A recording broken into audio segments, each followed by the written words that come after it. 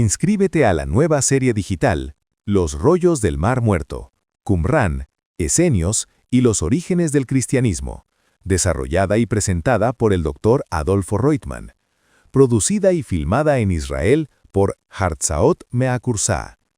Para más información, escríbenos al WhatsApp Shalem. Buen día, amigos.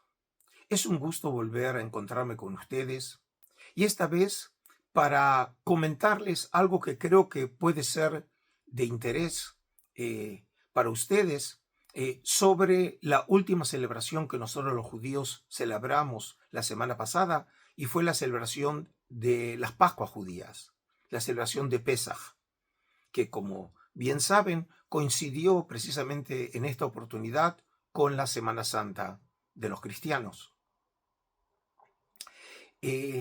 Cuando uno piensa en la salida de Egipto, la piensa obviamente en términos milagrosos.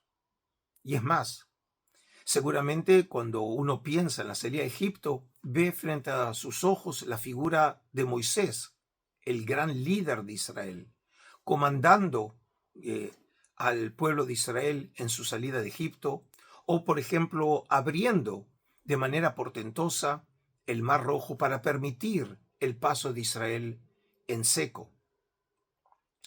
Pero es muy llamativo que nosotros los judíos, cuando estamos sentados alrededor de la mesa pascual y leemos de la Agadá de Pesaj, hay un hecho muy significativo, y es que la figura de Moisés casi no aparece en esta obra. Aquí tengo que señalar que, según los estudiosos, esta obra, que se fue escribiendo a lo largo del tiempo, se pueden encontrar las raíces más antiguas de esta tradición de contar la historia de la salida de Egipto en la época tanaítica, es decir, la época más temprana del movimiento rabínico, algo así como los siglos segundo, siglo tercero de nuestra era.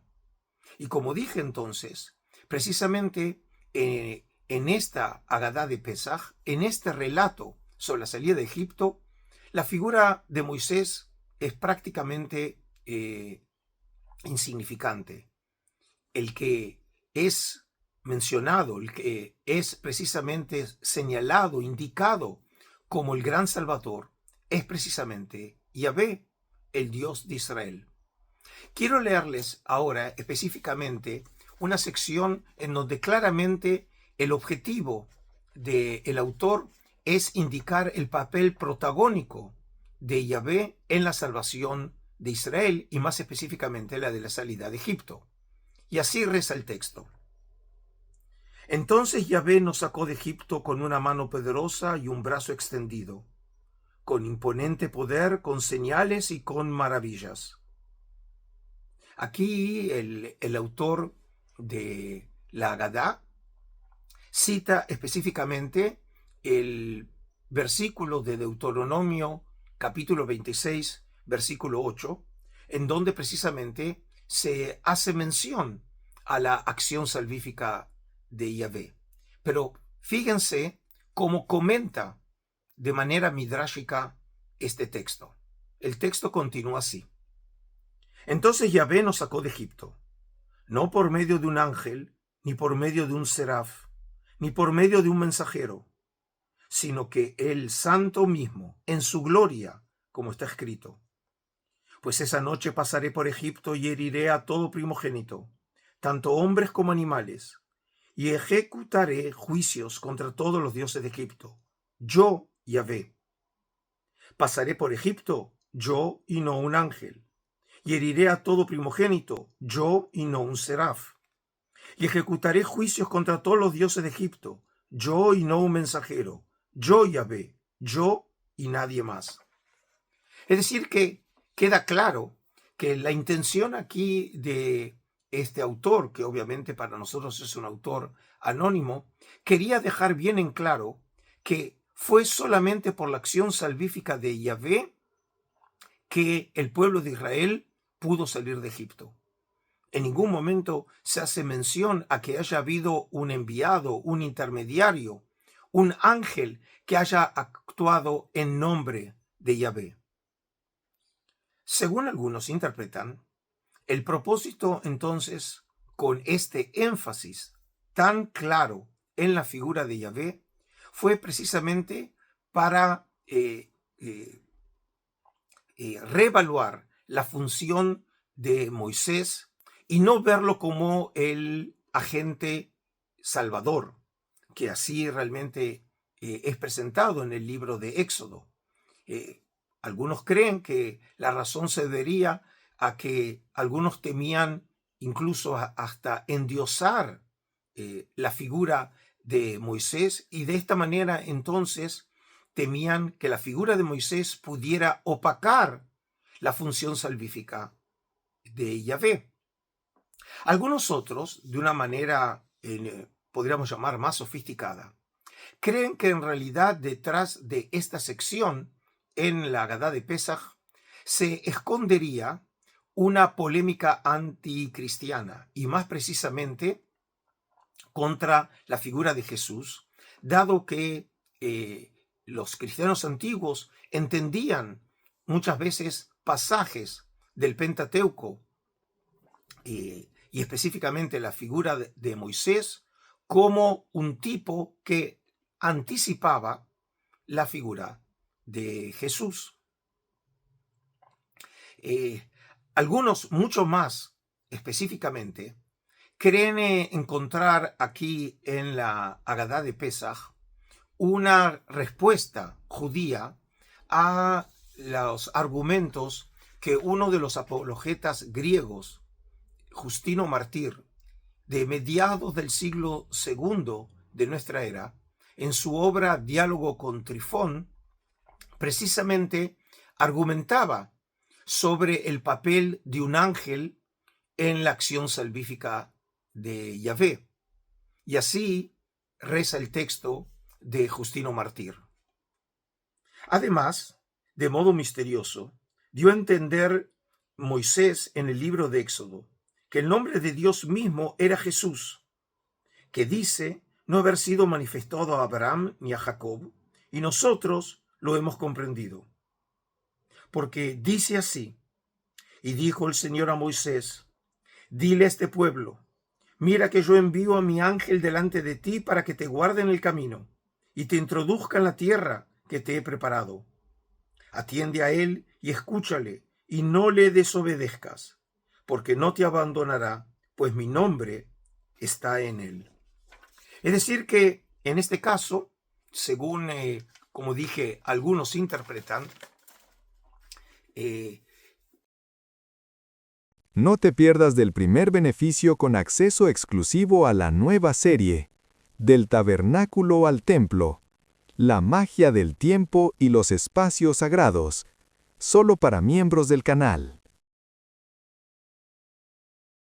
probablemente el texto del Ágada esté polemizando con Justino Mártir, en donde él ve en ese ángel que Dios coloca para guiar a Israel, precisamente lo identifica con la figura de Jesús, y precisamente la respuesta judía a esta argumentación es que no fue un ángel, no fue un seraf, es decir, un tipo de ángel. Recuerdan los serafines de la historia de Isaías capítulo 6, y no fue un enviado de Yahvé, sino que fue Dios mismo. Y por cierto, les recuerdo que la función de Jesús como el enviado mensajero de Dios está muy marcado, por ejemplo, en el Evangelio de Juan.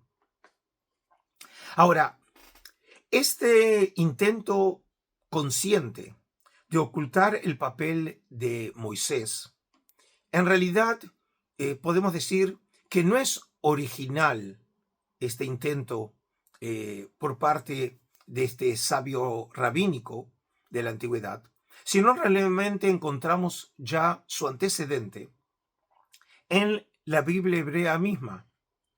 Cuando, por ejemplo, en los resúmenes más antiguos que encontramos en la Biblia hebrea, que hacen referencia a los acontecimientos de Egipto y en particular al episodio de Éxodo, no se menciona de manera muy llamativa el papel de Moisés. Veamos, por ejemplo, algunas citas de la Biblia hebrea en donde precisamente el papel de Yahvé es indicado, es remarcado, y no se hace alusión alguna a la función de Moisés. Por ejemplo, veamos el caso de Deuteronomio 6, versículo 21. Éramos esclavos del faraón en Egipto, pero el Señor nos sacó de Egipto con mano fuerte. O por ejemplo, veamos ahora otro caso, como en Deuteronomio 26, versículos 7 y 8. Invocamos a Yahvé, el Dios de nuestros padres. Yahvé oyó nuestra voz y vio nuestra miseria, nuestro dolor y nuestra opresión. Y Yahvé nos sacó de Egipto, con mano fuerte y brazo extendido, con gran terror, señales y prodigios. Pero no solamente esta estrategia la encontramos, por ejemplo, en el libro del Deuteronomio, sino, por ejemplo, uno de los profetas más antiguos, el profeta Amós, también cuando hace referencia a la salida de Egipto, no menciona la acción salvífica de Moisés. Así, por ejemplo, lo tenemos en Amós, capítulo 2, versículo 10. Yo te saqué de la tierra de Egipto y te conduje por el desierto durante 40 años, para que poseyeras la tierra de los amorreos. Y otro ejemplo muy claro, en donde vemos aquí el intento de indicar con trazos muy remarcados la acción salvífica de Dios y no la de Moisés. Lo encontramos en un pasaje de Salmos, en el capítulo 136. El texto reza de la siguiente manera: derribó a Egipto en sus primogénitos, porque es eterno su amor. Y sacó de allí a Israel, porque es eterno su amor. Con mano fuerte y brazo extendido, porque es eterno su amor. Dividió el mar de los juncos en dos partes, porque es eterno su amor. Hizo pasar a Israel por en medio de él, porque es eterno su amor. Derribó al faraón y a su ejército, porque para siempre es su amor. Condujo a su pueblo al desierto, porque es eterno su amor. Es decir, aquí vemos también en Salmos que, haciendo referencia a la historia que nosotros, por ejemplo, conocemos en su versión de Éxodo, en donde claramente Moisés tiene un papel protagónico, aquí el texto omite las acciones de Moisés y pone su énfasis claramente en la figura de Yahvé. Y si esto es así, entonces, ¿cuándo nosotros realmente encontramos fuera del relato que tenemos en Éxodo que se hace una referencia aquí a el enviado de Yahvé? Y más precisamente a la figura de Moisés. Pues según parece, una mención muy antigua lo encontramos en las palabras del profeta Oseas, un profeta que funcionó aproximadamente en el siglo VIII antes de nuestra era, cuando nosotros encontramos en el capítulo 12 del libro de Oseas lo siguiente: también por un profeta subió Yahvé a Israel de Egipto, y por un profeta fue guardado. Es decir, en este caso, como ven claramente, se hace mención a un profeta sin mencionar de manera expresa el nombre de Moisés, pero por lo menos sí se alude a la acción de este profeta como agente de Yahvé en la salida de Egipto. Y de aquí entonces cabe preguntarse, ¿se podría concluir a partir de este hecho que es recién fuera de el libro de Éxodo, en el libro de Oseas, en que se menciona precisamente a un agente, a este profeta, en este caso todavía anónimo, no se lo llama Moisés, como Salvador, ¿acaso se podría suponer que sería recién para esta época en que comienza a aparecer en la historia este personaje, es decir, Moisés? Es interesante señalar que Oseas es un profeta del reino del norte, es decir, del reino de Samaria. Y es muy llamativo que paralelamente a Oseas, o muy próximo a esa época, tenemos otro gran profeta, como es el profeta Isaías, que él activó en la ciudad de Jerusalén y fue ciudadano del reino de Judá, es decir, del reino del sur. Y en este caso, él no hace ninguna mención ni a la esclavitud en Egipto, ni a la salida del pueblo de Israel de Egipto. Y por lo tanto, se podría suponer que probablemente toda esta tradición acerca de la esclavitud en Egipto y la actividad salvífica específicamente de un profeta, es decir, de Moisés, habría nacido precisamente en el reino del norte, es decir, alrededor del siglo VIII. Y esto es muy significativo porque precisamente en ese siglo, en el siglo VIII, es cuando el reino de Israel fue primero conquistado y luego destruido por los asirios, el gran imperio de esa época. Y si esto fuera así, entonces podríamos ver en la civilización asiria la clave para entender algunos aspectos de la figura de Moisés y más específicamente el tema del nacimiento de Moisés. Y ese será precisamente el tema de nuestro próximo episodio.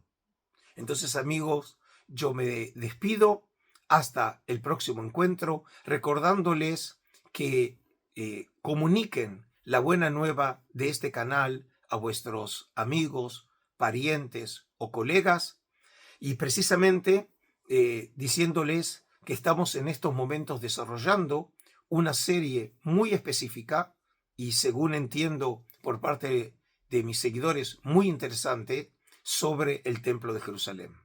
Pues entonces me despido de la tierra de Israel con un cálido y afectuoso Shalom.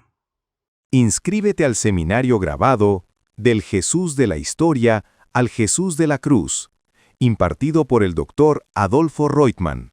Para más información, escríbenos al WhatsApp Shalem.